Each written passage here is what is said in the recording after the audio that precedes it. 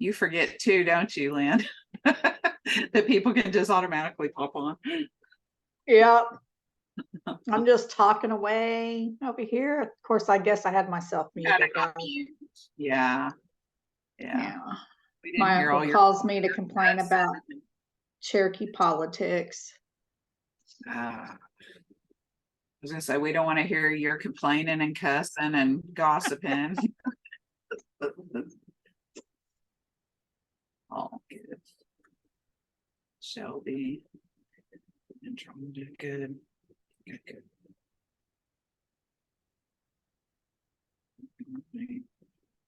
It's so hard for me to get used to because it's 2 o'clock here. So to think that it's still noon out there, so it's still early for everybody else. My day's going on the downside now. It's like, that's my nap time. I wish I had a nap time. Sometimes it's just while I'm working on my laptop and my eyes just start getting so heavy. I just have to shut it and lay back. But especially here lately, I think I've just had too much going on. Either that or it's because I just turned 55 months. You're just old. I'm just old. Old people doze off during the day.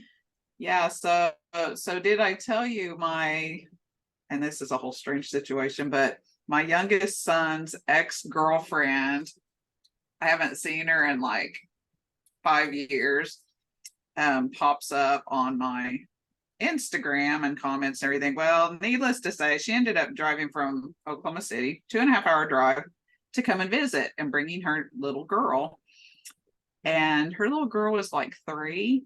The whole time she was here, she called me an ugly old lady.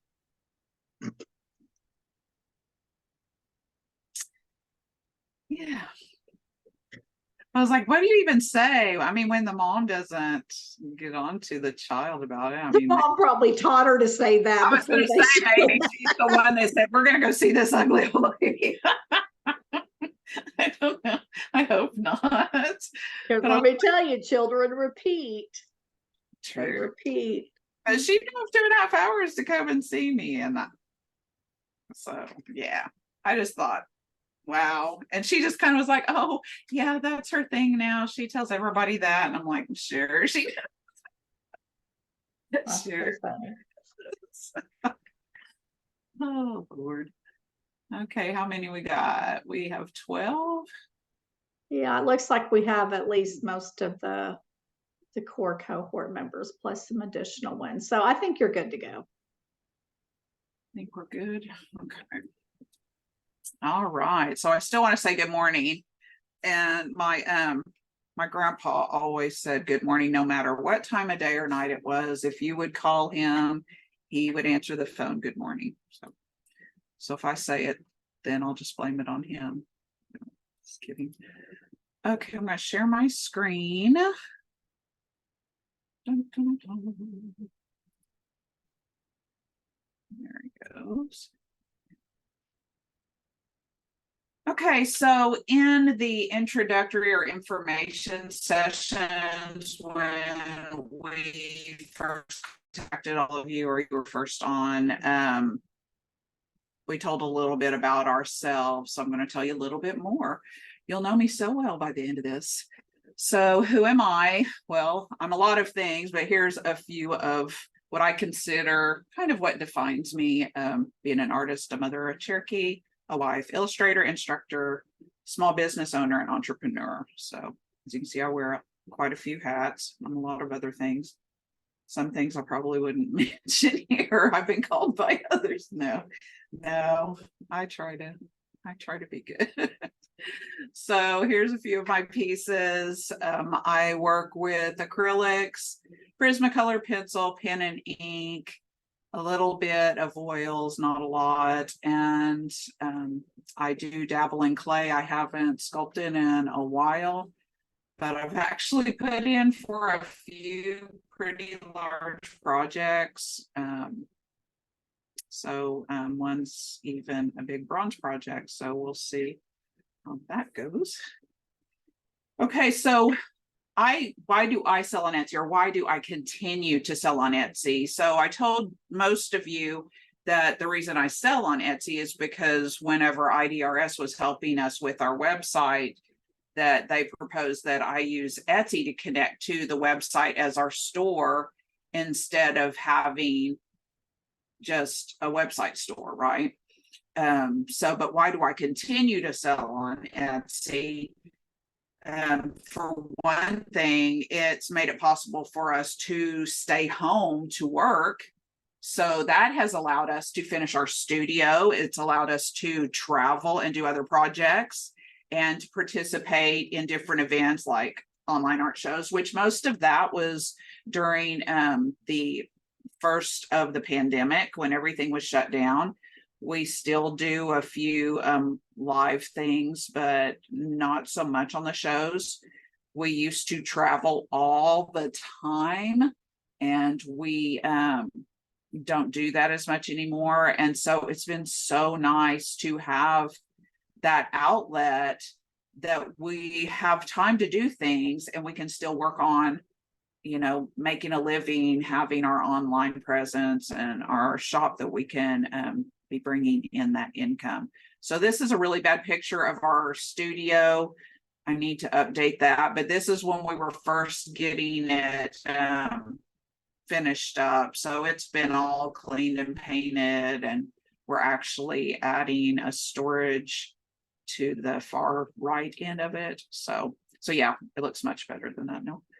But I was so excited when we first moved into this house in 2017. This was just a shell. It had a door, it had lights and a couple of plug-ins, no insulation. The roof was just that rolled out felt. It leaked. It was horrible. So we've had it all redone. That's where I'm sitting right now. I'm inside the studio.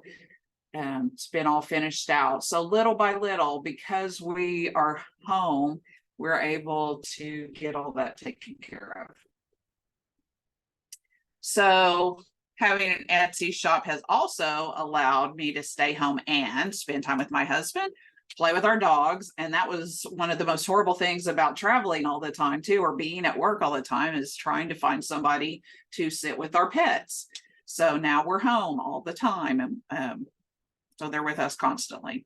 I can work in my yard. You can see, and my flower bed has completely changed since then, but we never had that. Well, when we moved in 2017, there was nothing.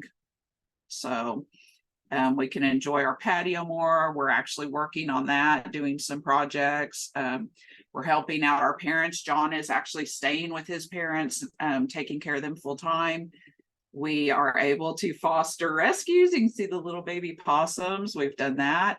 I've been able to become a master gardener. I took some classes here in town. And so as you can see in the pictures, I've been able to raise some milkweed and watch some monarchs develop. And that was awesome. And I can pick my own hours. That's the best thing. So some of the things that I've been able to do pretty local here around Oklahoma, all because I don't have to have my 9-to-5 job or be out traveling. I can still be making money while doing these projects. So I was able to participate in doing the interior art for the Cherokee National History Museum. And if I would have still been traveling or working full time at the museum, the other museum, then I wouldn't have been able to do this project. So also the live paint event at OU, that was an amazing event to raise money, of course, for the MMIW groups that were there. And just being able to give back to the community and help out in different ways. We do a lot of donating with our items that we sell on Etsy, and we have people reach out to us that see our items on Etsy. So it's been great to be able to get our names out that way and our products. So another thing that it's allowed me to do, I never had time to do it. I've always wanted to illustrate. So when the pandemic started and we were home and I was just fully working on Etsy, then it gave me time to be able to start illustrating books. So, and right now I am in the middle of, and this was the last book that I illustrated, but right now I'm in the middle of, you can see the paintings behind me. It's a Lumbee children's book. And when I get done with this one, I've got a contract with HarperCollins children's book to do a full color children's book with them. And I'm also designing some educational native toys. So all of these things I can do because I'm able to do our work on Etsy. So let's see, I think that's the, yeah. So from here, I'm going to take you into my Etsy shop, and we're going to look around, and you'll have a chance to ask questions in this one. I mean, that's mainly what we're going to do, so we can go back and forth, because I know you've already started your shops. I know there's a few of you that we're still waiting on links to your shops, but we will get to that. Let me see. Okay, before we do that, oh, good, Marissa. I actually illustrated the paperback version. So there's two versions. They reprinted it, and I'm the one that did the reprint. So, and thank you, Shelby. Okay, so does anybody have any questions before we dive into the shop?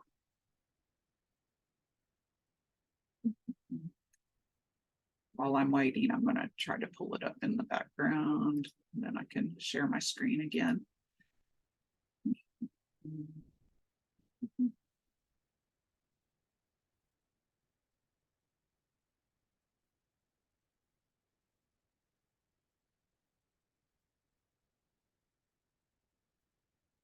For some reason, it won't let me have two screens up.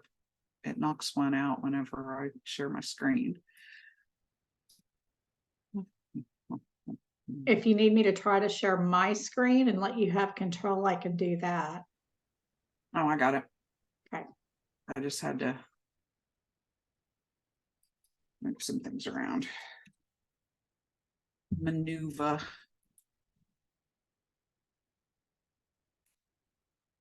I'm still not a great tech savvy person.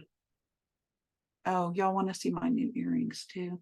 I have a friend that does miniature basket weaving. So these are miniature pine needle baskets. I just got them.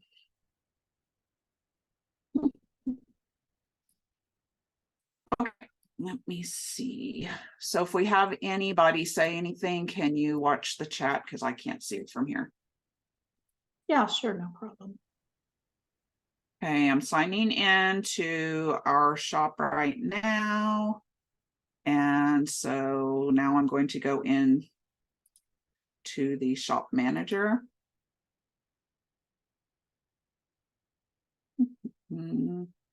So you'll see over to the left, and I don't know, I mean, I know you guys have all started your shops, but I don't know if you've really dove in and looked through the back end. So as I'm going through this, Lynn's going to watch the chat. So if you have any questions as I'm going through things, because right now we're just kind of doing an overview of everything in this first session, just kind of looking it over and getting a feel of it. Okay.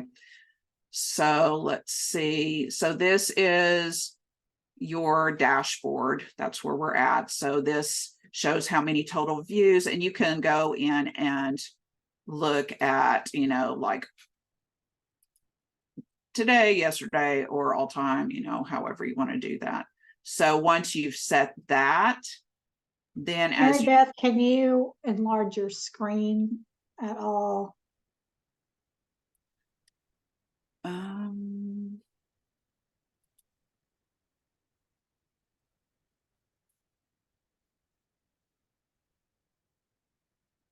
Is that better? Andromeda, can you see that a little bit better? Okay, great. Okay. Okay, so up here at the stats overview, that's where I changed it to all time. So, and this tells you your total views, your visits, you know, so not just looked at, but how many people actually hung around, how many orders, and how much you made. And then I've got little tips for you, and as you can see, little congratulations or whatever, if you're doing well. If not, they'll have tips on what you can do to improve. So, but they've got all kinds of neat stuff back here. This tells about how many active listings, expired, sold out, and then your recent activity. So you'll see if anybody ordered, anybody favorited, anybody left you any feedback. You'll see that there as well. Okay. Then if you go down Mary to Beth, list, I'm sorry, could you click? yes, So you can change that time frame, like you had it set to all time, but you can actually change that, correct? yes, you Okay. can change it. Like if you just wanted to see like this month or yesterday or today, like change it to this month. Then you can see your full stats there. If you want to do the detailed statistics, then you click there. I love these graphs. So, and this is cool too, because, okay, so this is January to now. So that's this year. So you can go to this button right here and click on it and it'll compare to last year. See, look how much better we're doing. This is, well, this is on visits. So then on orders, we're still doing better. And this is your conversion rate. See, it says our conversion rate has actually decreased. And then our revenue. But this is actually wrong because, and we'll talk about Square, connecting your Square, because I had my Square connected to my shop and I took a payment from an illustrator or illustration that I did. They paid me through credit card. And so I just automatically ran it and wasn't thinking about it. So it was connected to it. So that's why that's there. So that's not a correct. But this is cool too. When you clicked into the detail part, then you can scroll down and look at how shoppers found you. Okay, and this is the one that Lynn talks about. So we'll see. So I'm going to go to all time.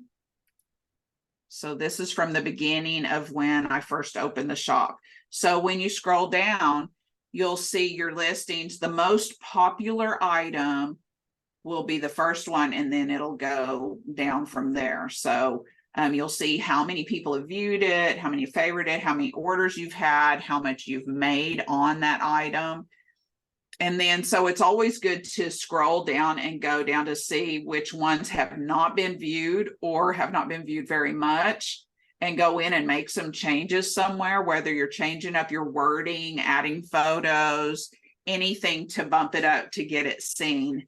Or if you want to do some social media on it, you know, share something, then that's good too. So yeah, so that's good. So Barbara has a question. Does it count yourself when you view your page? And I don't think it does. Now, unless you were going in as a like customer, as an incognito window or something, and you're like logging in as a customer, then I'm sure that it would. Yeah, but I think because they've already got you tied to it, because I know you can't order from yourself, so they know. Yeah, they know it's you. They know it's you. They're no dummies. No. Okay. There's something in the Q&A and there's 4 in the chat. Do you have both of those covered? Oh, no, I forgot about it. Oh, Davina, we'll get to that. She wants to know how to reply to someone's feedback. Oh, okay. Yeah, we'll get down there to that. So then you come to the listings. So you have your quick edit button over here. And so that'll bring them up to where if you need to do a bunch of stuff real quick, you can go in. If you need to, like, say, if I accidentally made a mistake on, like, these are all, no, these aren't. was going to say, but if you made a mistake and you put them all under one thing and they weren't supposed to, then you can open this up and go through and change whatever it was that you put in. That's the only reason I would do it. So then you can renew it, you can deactivate, and you'll have to click on whichever ones you want to do that to, or delete. So if I clicked on this and editing options, you can go through and just pick where you want to edit, or you can just actually click on the piece itself. And go down and do whatever you need to do. So, and on this one, I don't have all my photos done. There's a lot of mine that I don't, but so, and you should, if you can, fill everyone. They also have a place now to do videos, which I have not utilized except for my cuff bracelets. So, uh-oh, what did I do?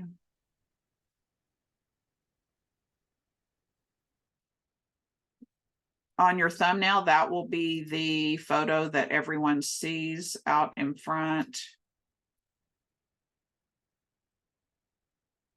So you can adjust that there. And then that's what people will see. So, where is my, there it is. Why? Marissa has a question. So your description. Marissa has a question. I was going to just type it into the chat, but Marissa had asked, you know, if do we ever delete an item and repost it if it doesn't have any views? Now, I will tell you, I personally have not done that. If well, in fact, like Mary Beth was saying, I was in my dashboard yesterday and I had a product I'd added to my store, and I've only sold one. And then, so I was looking at the listings yesterday. I'm like, man, this just doesn't have hardly, it doesn't like even have really hardly any views at all. And so in that instance, what I do is I actually go into the listing and see like, what can I change? Like either the tag words need improved, or, you know, there's other things that Mary Beth can like show you, because whenever you do a listing, like there's a whole lot of different things that you're going to be asked to check off or complete, and the more you can do, the better. And so that's actually what I did for those listings that weren't getting any views. Yesterday, I just went in and made edits and tried to make the listing better. Yeah, and it's like, you know, all the words that you use in your title are going to, you know, be important keywords. All the words you're using in your description are going to be important keywords. Your actual keywords are going to be important keywords. But let's see, what was I going to say? Why isn't it showing it anymore? That's weird, because used to under the description, under the description, there used to be a button you could push. I wonder why it's not there anymore. And it would show you what it looked like in a Google search. You know, how like your title and your description would pop up and what people could see. That's weird. I don't know why that's not there anymore. So you're saying that's different than the preview button that's down there in the lower right? Yeah. Yeah, it's different. All it shows is what exactly it looks like. Like, you know, you do a Google search and you'll see it'll have the main part in blue. So that would be the title. And then the description part would show under like, yeah, the two lines. So yeah, and it's really cool. It was a cool tool to have. Here, I'm going to see if that works.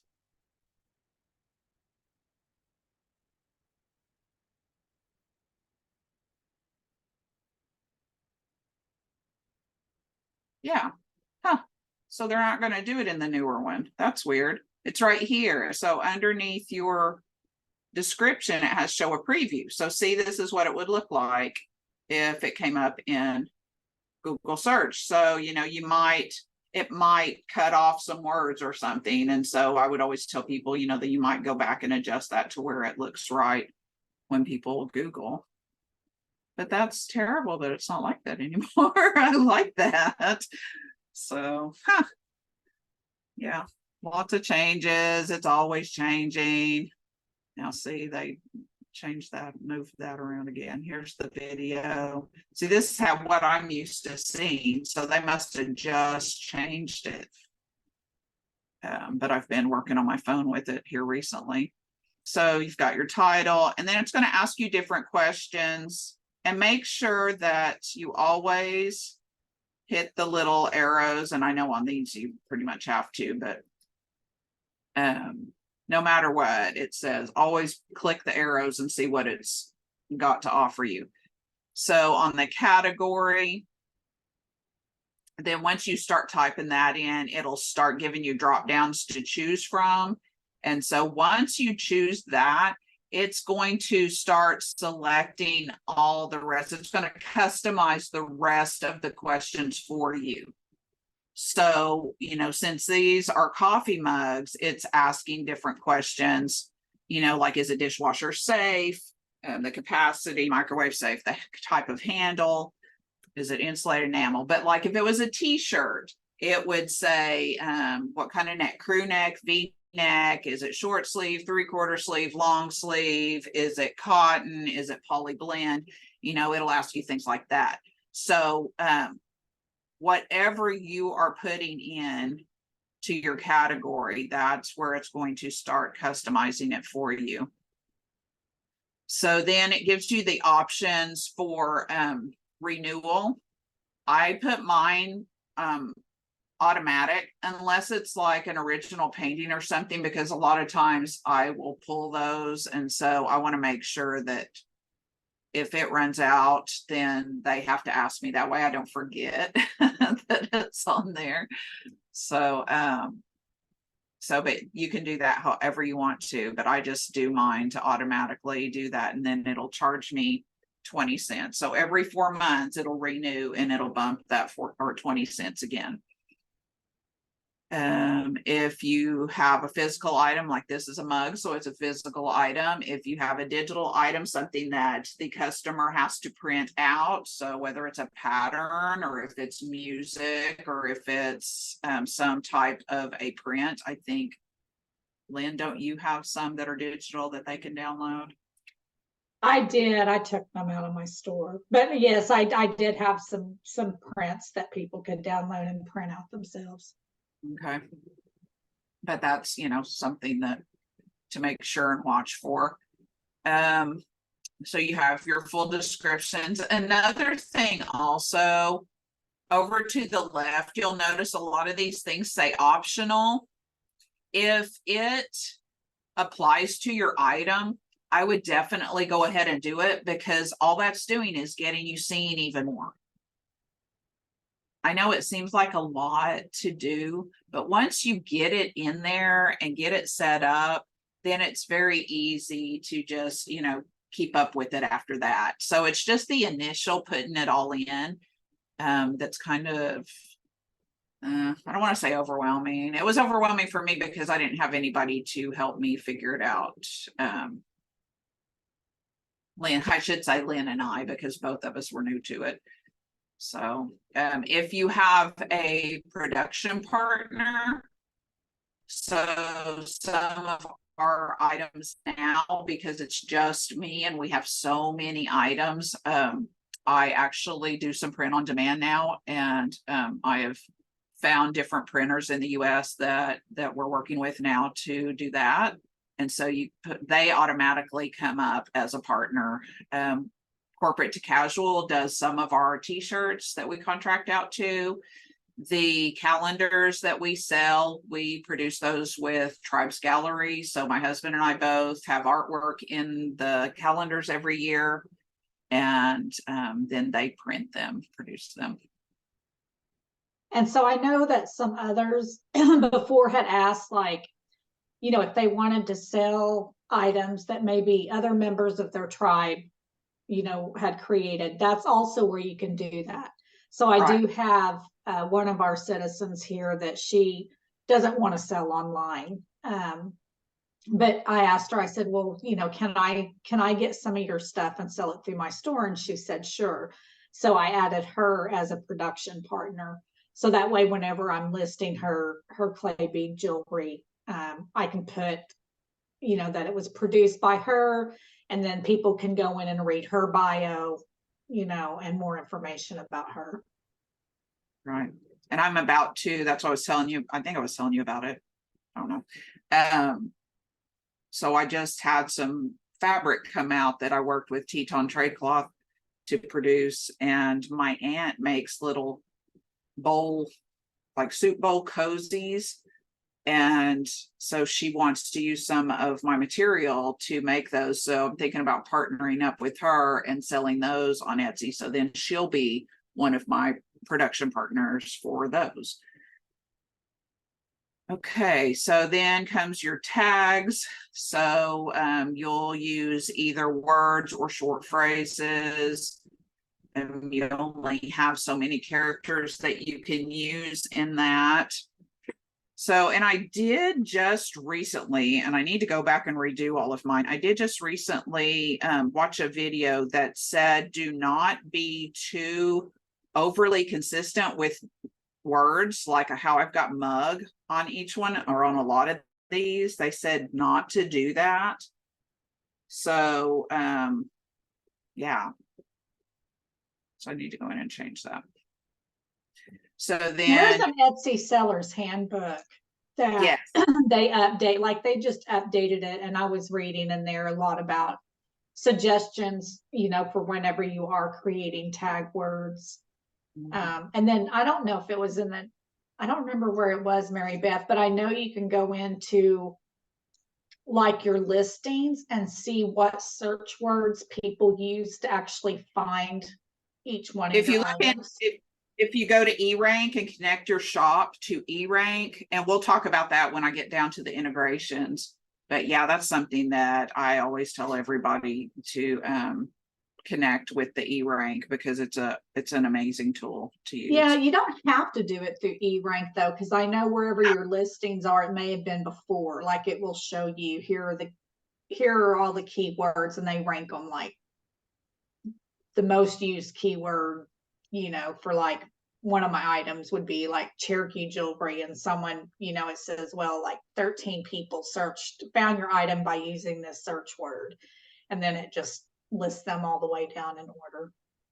And sometimes they're not looking for Cherokee jewelry at all. They just type in the word Cherokee or native jewelry or whatever, and finding it that way. Yeah. Well, that'll be interesting. You'll have to, if you can figure out where you saw that, let me know, and I'll add it to my book of Etsy knowledge. So, okay. And then we get down to inventory. Did somebody else have a question in the Q&A, or did we already do that one? I can see the numbers, but I can't see what the questions are.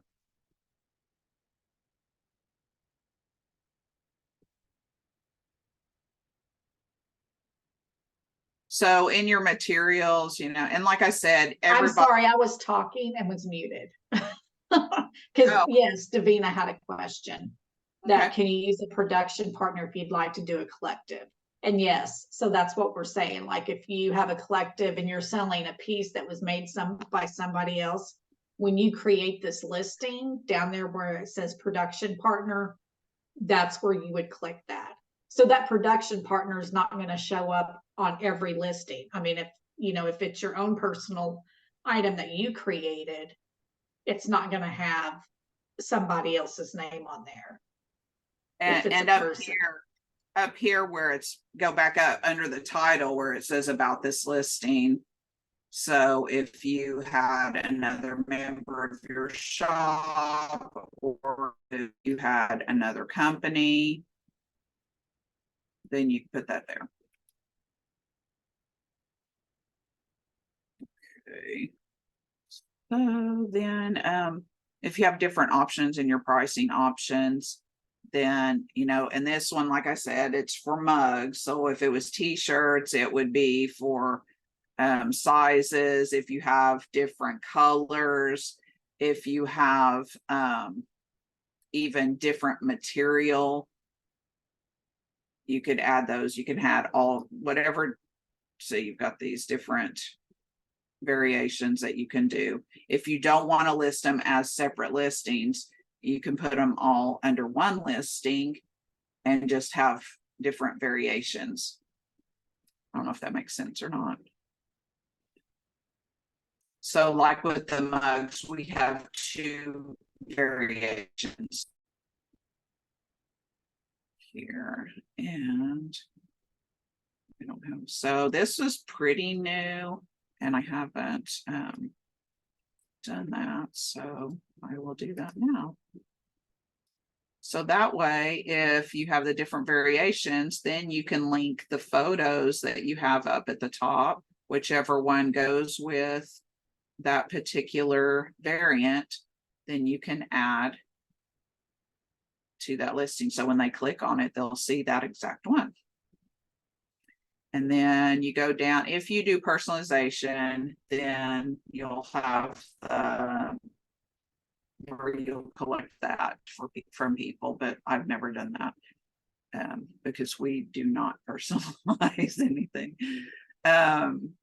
So I have set up different shipping settings for the different items that we have, but let's say I hadn't. So if you want Etsy to calculate them for you, it's cheaper to do it that way. Or if you use a third party like ShipStation or what is that one? Pirate something. Yeah, but I use Etsy for all of it. So that way it's just right here. I can just go through it, and it seemed kind of scary at first. I didn't do it for a little while because I was paranoid. I thought, what if I do it wrong? Because when I first started, I was printing out the labels on just a regular printer and taping them on. And so if I did that, I was like, I didn't have a scale. I had a ruler, I think. And so I thought, what if I do it wrong? What if I measure it wrong? What if I get the weight wrong? What's going to happen? And are they going to charge the customer? You know, I didn't want something bad to happen, right? So that's not how it works. So good news, even if you mess up on it, they will come back and either refund that money to you if you if you over did it, and then if you underdid it, then they will take it out of your account because they will adjust it to the correct amount once it hits like the post office or UPS or wherever. So so I do the calculate it for me. If you have a set shipping price that you want to put, you can do that as well. And that's completely up to you. So anytime they have any little tidbits that they have to share, it's always good to kind of glance through. This will show you how to set up your calculated shipping. Any questions that you might have about it is all right here. If you still have questions, you can go into their Etsy community, their forum, and ask there, or you can call us. So if you have a special processing time, you put in your zip code, of course, and then you can set your processing time. They have 1 day. I personally would not suggest anybody put 1 day, even if you know you can do it in a day. And these are business days. Only because life happens. So you never know. And I think we've all learned that since the pandemic, right? I mean, who knew that was going to happen and what was going to happen? That was an insane time in our history, right? Our current history.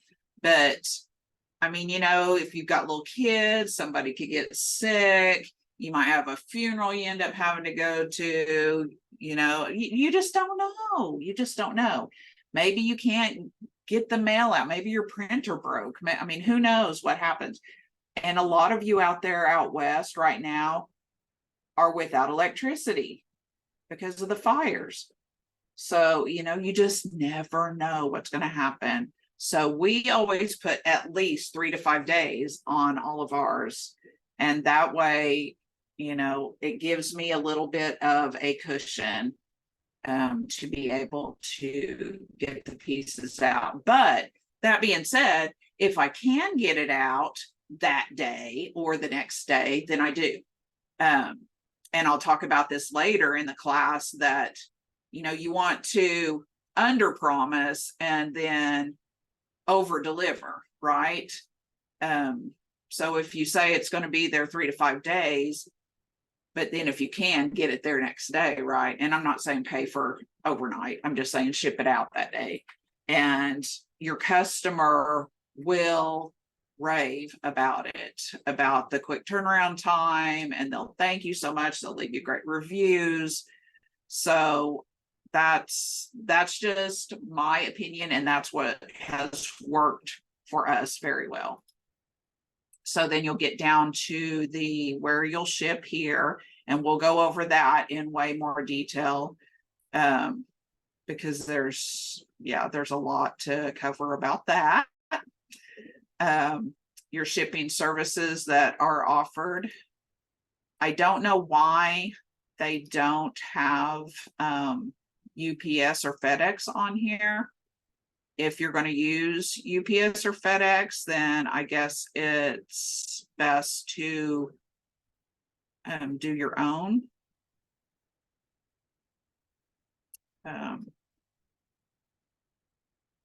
Since you're going to be having to take it to them.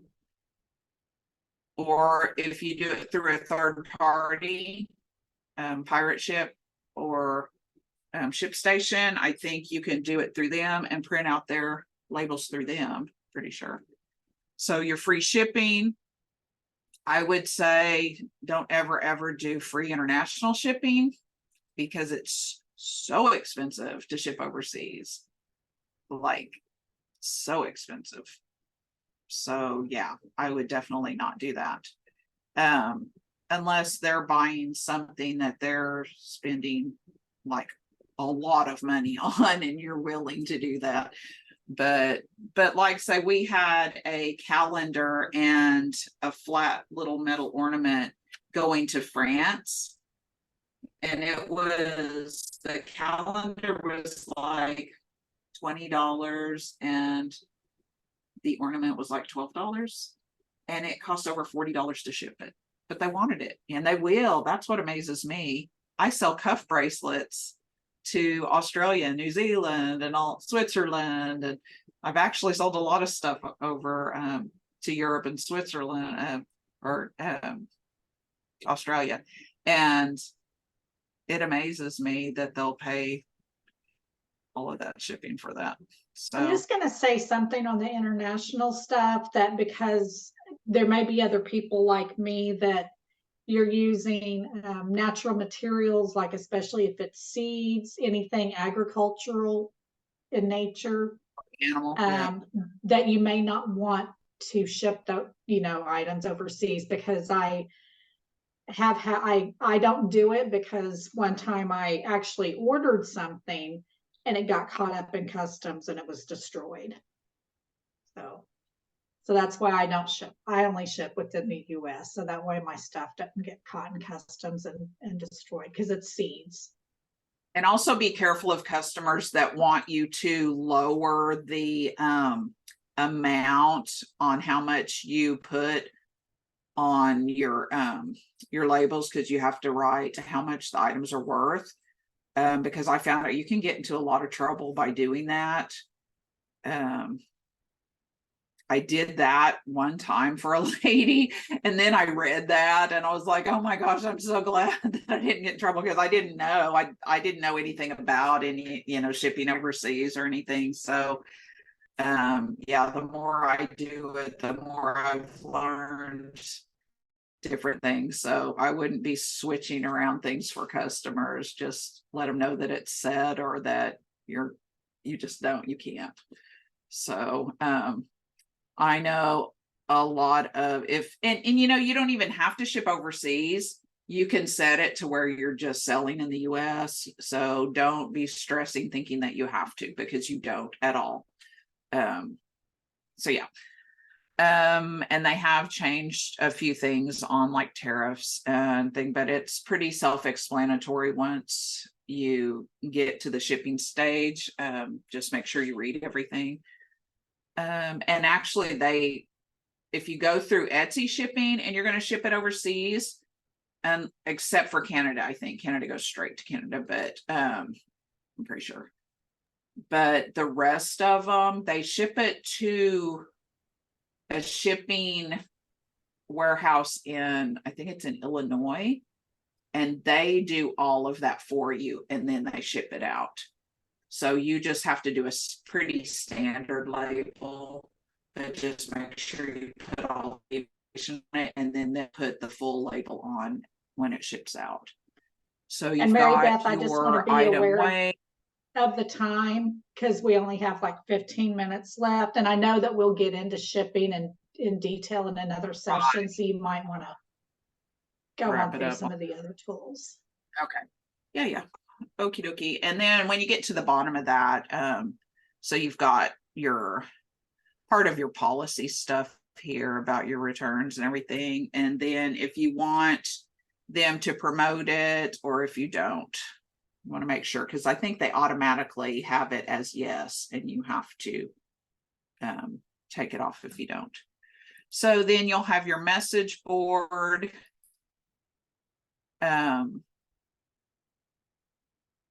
To where this is where you contact your customers and where they contact you back here.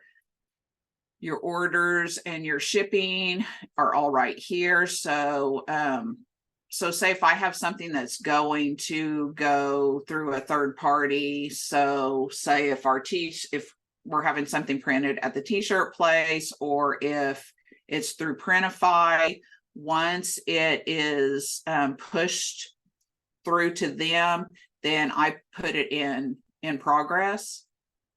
Otherwise I leave it in new until I ship it out, and then once you do the shipping label, then it'll go out. So anyway, that Mary Beth, did you set up the in progress? Because mine does not have in progress. So I wonder what's causing yours to have like that in progress option, because I only have new orders and completed orders. Maybe because I switched it back to the old. I don't know. Let me see. Hold on. Let me go back. Let me go back out. Uh-oh.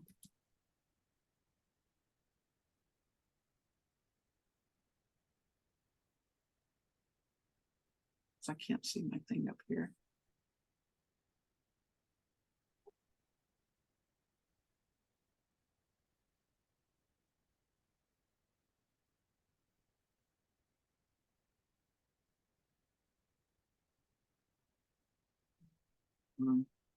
Let's see if I don't remember mine ever having that. So I'm wondering if it's something because of your production partners. I've always had it. Oh, really? Okay. I don't know. Huh. I don't know. No, but I know you can also go to, to update your progress manually, and they have the more actions, which I can't click on it because I don't have any orders right now. So, okay, so we'll go down to your star seller. So this will be how fast you reply to your customer, which as soon as I get an order, I try to immediately respond to the customer and thank them for the order and tell them it's being processed, and we'll get it shipped out to them ASAP. If they have any questions or concerns, please let me know. Have a great day. Sign our names. reviews if you have 4.8 or higher, and you get your shipping out quickly. So if you can do all 3 of those and keep those up, then you will be considered a star seller. So we already looked at statistics. Your finance button, that's your accounts information to where how you get paid and how you pay out. And this is going to also, like the end of the year, it's going to break it down for you. So this tells the net profit for August was this much, how much the sales were, and then all the deductions taken out from that. So that breaks it down. And then you can go through and see what you were charged for every little thing. So it's all pretty transparent, which is great. So let's see, then if you are organized and you want to set up with QuickBooks, you can do that. On your payment settings. So, oh, well, I didn't mean to click the button. So your sales tax information, your billing, your address. If you do TurboTax, and then if you have like an FEIN, you do 1099, all that information will be in here. Your marketing. And here's is this what you were talking about? Maybe the search analytics? No, I'll show you here in a minute. It's here in marketing. It's under, so actually what it shows is under Etsy ads, and it only shows on the products that you are advertising. Because I just looked at mine and I'm only advertising 2 products, but it does tell me what search terms were used to find those. Okay, well, this one is showing under search analytics, how the items were found. So that's pretty cool. I've actually never noticed that one before. I don't know why. Huh. And your Etsy ads, if you do that, you can set up different sales and different discounts, and then it'll tell you, you can go and keep track of those there and update them or change them out. And they're very easy to do, and we'll go over all of that. So all your different social media stuff, you can go in and get tips on that. You can create a post through Etsy, which is cool. So then the integrations, what I was talking about, the E-Rank. So it helps teach you about SEO, about your keywords, what works, what doesn't. You can set up a free account with them and connect it to your Etsy and just explore around and look at it. It's really, to me, it's really interesting and fun to play with. So, even before you connect it, just go in and look around at it, but you'll find it down here through integrations. So, but there's a lot back here that you can connect with and see. Here's your square if you do that, like if you set up, it shows. And then community help. So there's so much help with Etsy. You should find any question that you may have. I think that they cover it somewhere in either their teams or their forums, their seller handbook, or you can type into one of these help buttons there. Or you can go in here and do each one. The seller handbook has tons and tons of great information, different articles, different tips. So you've got photography. If you have any questions about taxes or pricing, I love that they have a podcast now. That's new. I listen to that sometimes. So yeah, there's just so much help back here. And they even have little awards things that you can put into sometimes. So if you just, they usually send out emails about it. So I love that. And then if you need to contact them, there's that there, and then your settings, so you can go back in, and this is where you're going to go in about your shop icon, which yours will say, I think it says Uplift Makers, right? Or Uplift Maker. And your shop announcement, message to buyers, your shop name. So about your shop and your story, that's where their bio will go that they're having done for the cohort. Will go right there. And what did I say? Options. Okay, so if you ever are going to be away from your business to where there's no way that you can fill orders for a short period of time. So like when we were teaching, or if we were gone to a show and we'd be gone for 2 or 3 days, then you can set your shop in vacation mode. And you can put up a little announcement saying, why you're closing, or when you're going to reopen, and save it there. And then they have a thing to where people can get notified when you open back up. So I think that's pretty cool. Yeah, so no one can place orders when you're in vacation mode. And something we just learned the other day is if someone bought something for you and they want to leave you a review, if it's in vacation mode, it will not allow them to leave a review, which I don't understand why that is, but. So anyway, your policy settings,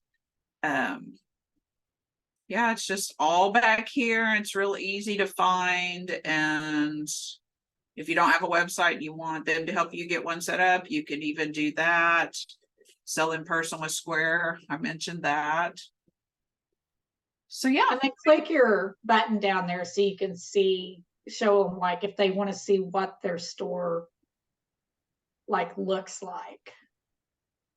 Yeah, so you're going to have a banner created. The ones in the cohort will have a banner created with one of your professional photos that will be done and the name of your shop, and then it'll say Indigenous Artisans Collective.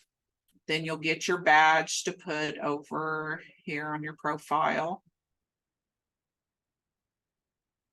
But yeah, so it'll just have a mishmash. I mean, you'll have, if you have any featured items, that'll pop up first, but then it'll kind of have a mishmash of different, it's usually the latest things that you've posted. So you can tell I was working on my Buttercup collection.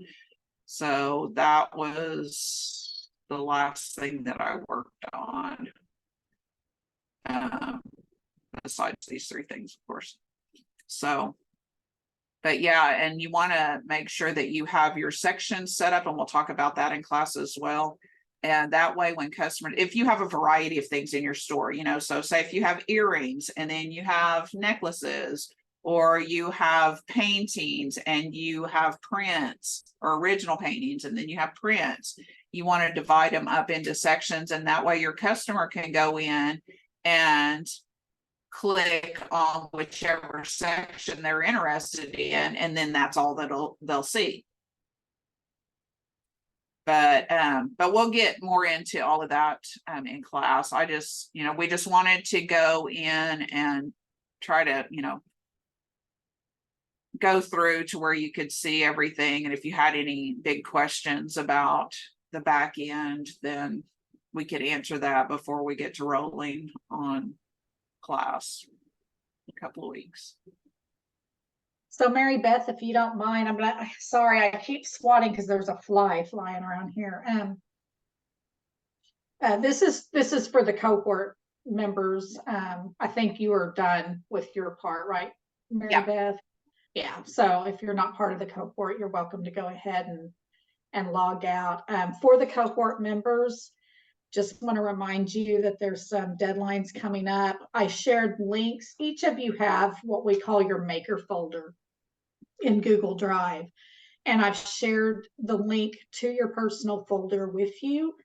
You need to go into that folder, and there are some forms. It's a folder. It says required forms. And there is 2 photo releases, one for Nest, one for Etsy. And then there is also another document in there called Maker Bio. If you open it up, it contains a link. If you will just click that link, it's going to take you to an online form. And all you do is like answer some questions about yourself. And then the Nest team will actually take that information and create a really nice bio for you. And you don't have to use the bio that they create, but I think they do a pretty good job. You can even like at least use theirs as a basis and then tweak it if you want to. But all of those forms are due by the 28th. And if you don't have the signed forms in there, unfortunately, you may not be part of any kind of promotion through Nest or Etsy, because that's what they're kind of doing behind the scenes. They have to have a long lead time because they're going to be putting together social media posts and stuff, and they want to make sure that they have your photo release signed in order to do that. So don't forget to go in there. If you have problems, like I know someone else in the cohort, she can't get on to Google, and so I had to email the forms to her. But so if anyone else has a problem, just reach out to me. But otherwise, you should have got a link from me that said, here's a link to your maker folder, and you'll find all those required forms in there. And those maker folders, that's where everything is going to be kept. So like when your bio gets created, we're going to put it into that maker photo or folder. Whenever we do your product photos, they will all be uploaded to your maker folder. So it's good if you can get in there and make sure you can access that. And then the other big deadline, of course, coming up is product photos. So everyone really needs to have your 5 products shipped to me by, ship it out by September the 1st, because I have to have them in my hands on September the 8th, because I meet with the photographer on the 9th. And so I'm turning all products over to him. So anything that I don't have by September the 8th won't get photographed. Okay. Any questions about any of that?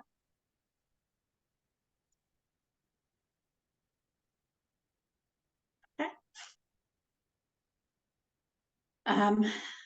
And for anyone, again, if you're having trouble getting your shop set up, please make sure you get with Mary Beth, and she will help you get the shop set up. And hopefully we've made, everything clear, and no one's, wondering about anything. So if you feel like you have questions, please give me or Mary Beth a call, and we'll make sure and get you straightened out. We'll straighten you out, all right. No, I'm just kidding. Hey, Anita, were you still planning on working with me after this? I couldn't see you in the chat, so.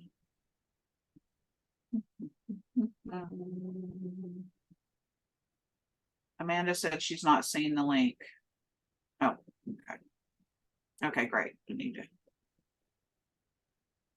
Yeah, Amanda, I put my phone number there. If you can give me a call, I'd appreciate it.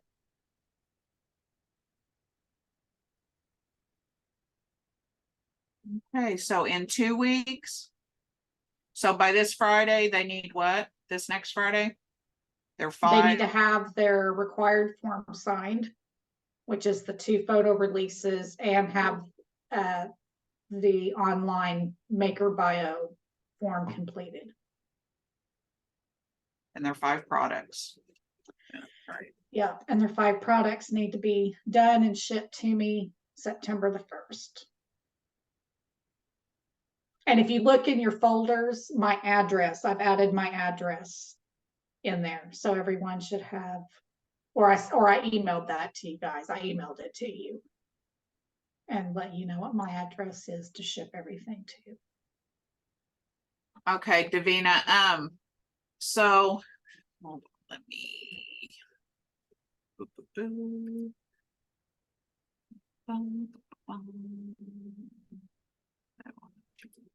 Here.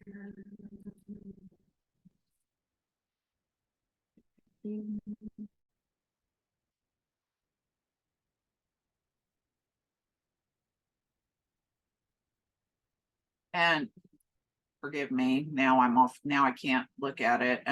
You said for a review, right? Is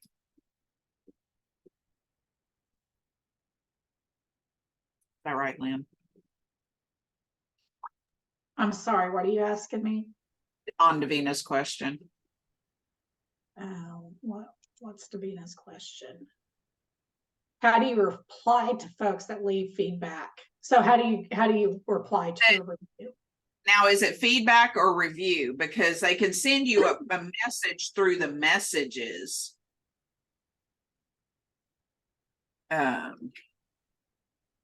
and you can show both of them real quick if you want.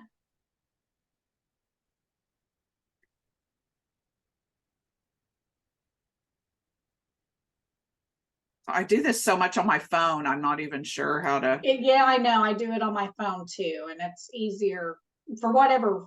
Replying back to reviews is easier on my phone than it is on the desktop version.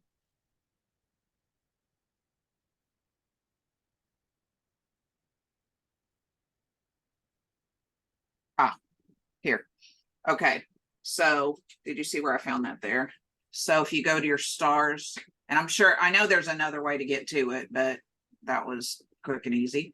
So you get to, if you're on a computer, so you can either send them a private message or you can post a public response there. So if they give you a not so great review, I would not post a public response, because once you post a response, they cannot change their review.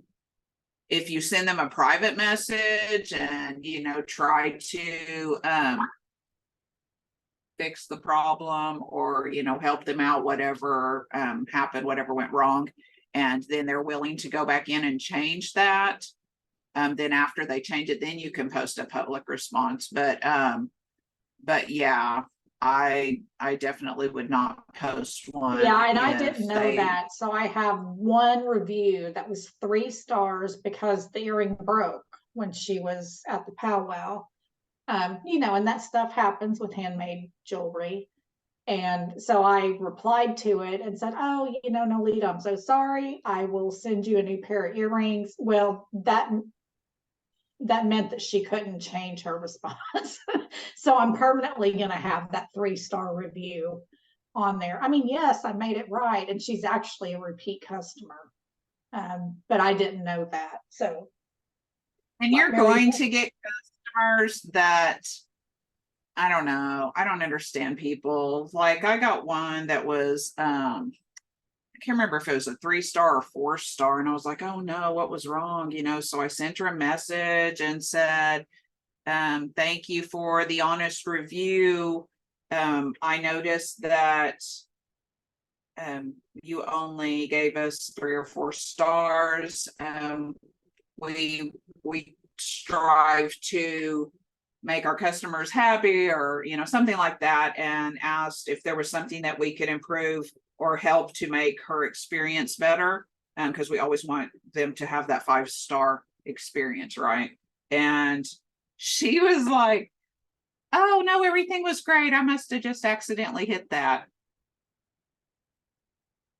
And so I said something nicely about maybe if she had a chance to go back and bump that because it, you know, it reflects on us, and she never did. So you're going to have those kind of people too that, and I've had some that, you know, they'll leave a bad review, but then when you try to contact them, like they never responded to any kind, even in the very beginning, whenever I sent out a message, you know, because a lot of times they'll say, oh, thanks, you know, for the quick response, or letting me know or whatever. And, you know, I know one, it was like, it kind of seemed like it was a teenage boy, maybe. But he never said anything, and he got his item, and then he put like 2 stars, and that was it. Didn't say anything. The lady that left the 3 or 4 stars, at least she said something about it being good, but this guy never didn't say anything, just put, I think it was 2 stars. And I reached out to him, never answered. So sometimes stuff like that happens and you have no clue what the issue was. So don't be disheartened when that happens, because that happens to everyone. Okay. Did that answer your question, Davina?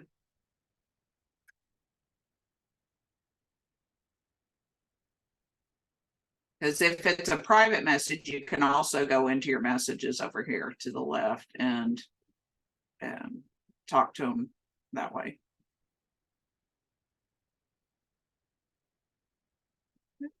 All right, good. Teenage boys in the internet are the worst. Yeah, they're pretty bad. Do you use the regular Etsy app or the seller app? I used to use the sell on Etsy app, and that was my favorite. And then they closed it when they created the Etsy seller app. And that's the blue button one.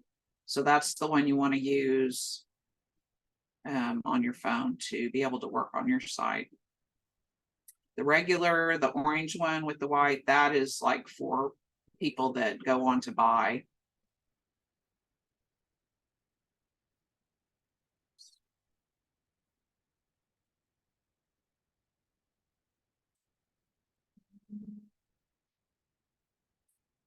Problem. Hey. Lynn, I think your fly came over here.